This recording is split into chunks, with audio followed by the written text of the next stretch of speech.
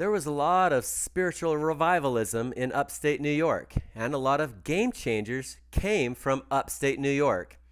I was in Rochester, New York, and saw a sign in front of a house that advertised the home was a historic building with a tour available. As soon as I stepped foot inside, I said, "There's a lot of woman power in this house. Whose house was this?" And the tour guide said, "This was the home of Susan B. Anthony." Many consider her as the mother of the whole women's rights movement, the woman who started it, although the movement had already begun. She was the first woman who voted, and she ended up being fined and going to jail over it. She was also a strong advocate in the fight for freeing the slaves. She continued to fight and over time achieved great success for positive change. She is the first woman to be on a United States coin. She is one of the most empowered women leaders ever. Upstate New York was a big melting pot at that time. And the year before Susan B. Anthony moved to Rochester, Joseph Smith was killed as an official candidate running for president with a big group behind him, and he was going to set all the blacks free. One of his best friends was black.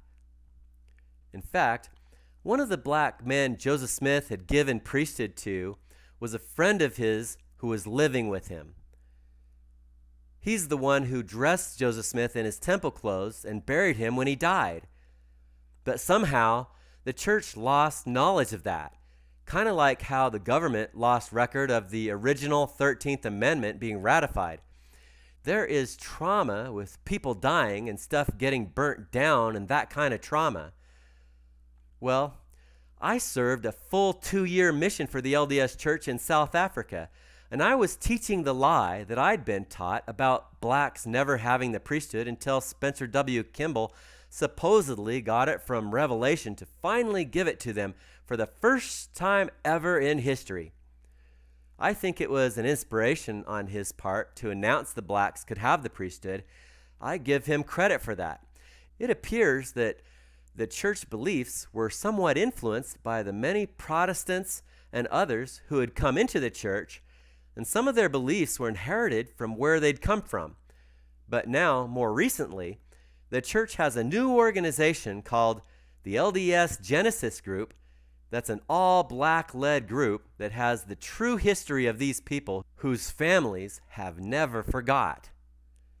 Families with ancestors who Joseph Smith gave priesthood to that never forgot, that have always known. And that information has been passed down through their family, their stories, and the friendship with Joseph Smith, and they didn't understand why the church, through their entire history, from the time Joseph Smith died until very recently, has been teaching a lie about it because the families have known the whole time. And why would Brigham Young, as well as every other so-called prophet of God, miss that truth if they all had the same kind of direct communication with God? And the answer to this question should shake up and wake up most LDS members. This is the truth, not some lie that came out of some disintegrated fear or other hate fantasy which the LDS community is used to hearing about. And ye shall know the truth, and the truth shall set you free. This one shook me up a bit too. The LDS Church didn't come to admit this until after finding several priesthood ordinance documents signed by Joseph Smith himself in their own archives that had been somehow lost and forgotten since he died. When I initially found out about this made me feel kind of like Yoda along with the rest of the Jedi Order in the Star Wars movie, how they felt when they realized there was a Sith lineage that had been actively operating right under their noses all along without them knowing about it.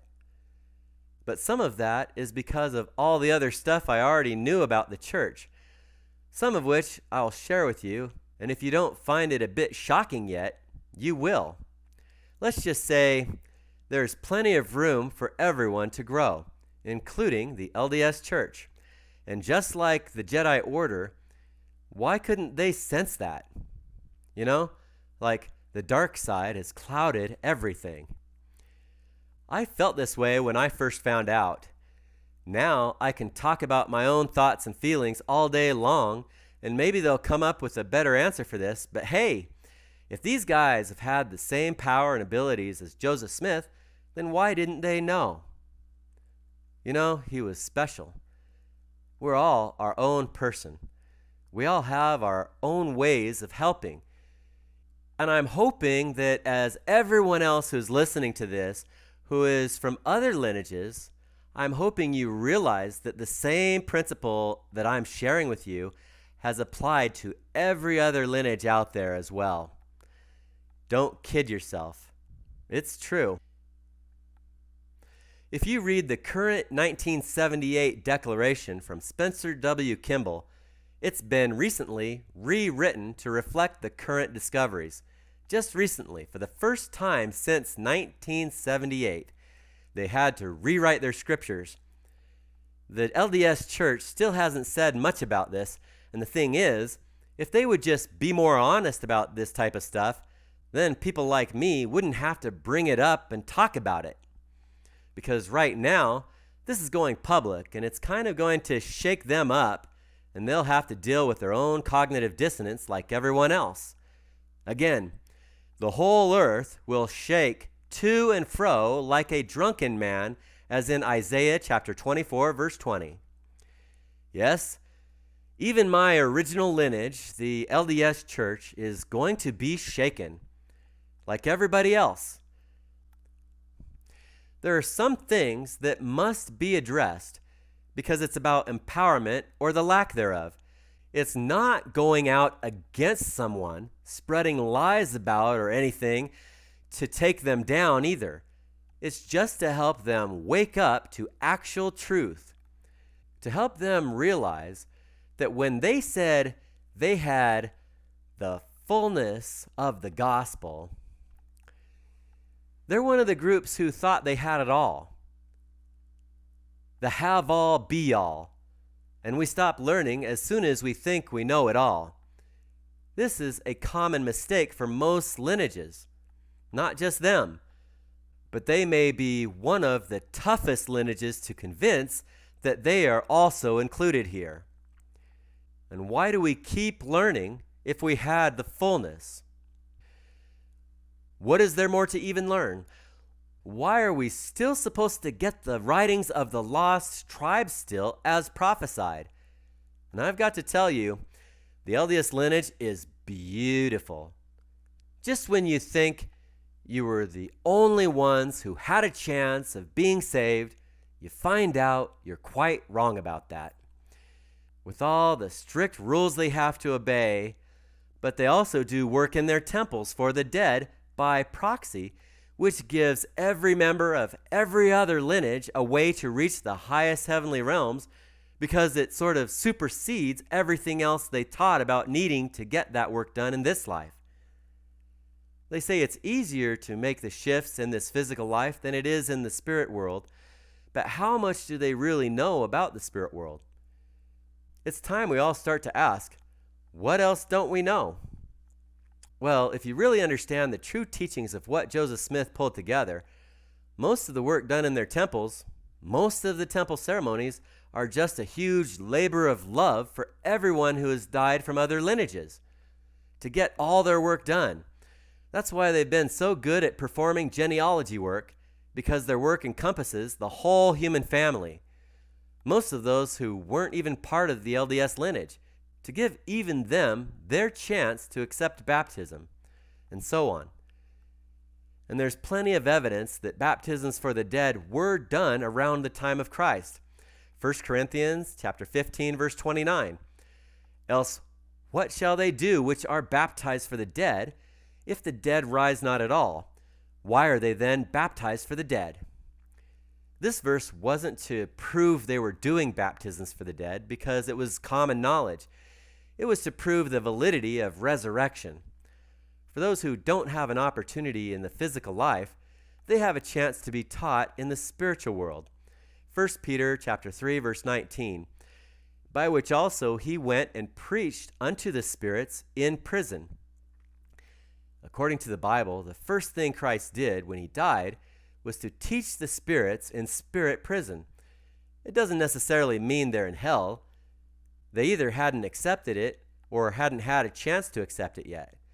And the baptism for the dead, as mentioned in 1 Corinthians, and other ceremonies for spiritual salvation. The LDS Church offers a big link between Eastern and Western religion. The fact that they do temple ceremonies, that alone may be the biggest link between Eastern and Western as far as integration of spirituality goes. There have been Eastern yogis and other organizations have looked at them and realized that as well. And I didn't get that information directly from a member of the LDS organization either, but my dear friend Glenn Tillotson of the famous Tillotson family of New Skin, whose life has also been like the parable of the olive branch, who's studied very closely with some of the yogis in Los Angeles. Glenn is another amazing being. I just want to give Glenn some credit. I attended some classes he kindly gave about 10 years ago, and he shared some helpful insights. Everything has an impact. It's time to realize how you impact others with everything you think, say, and do. With every act of compassion and peace, you make a difference. Every thought is an actual physical transaction, along with every word and everything you do.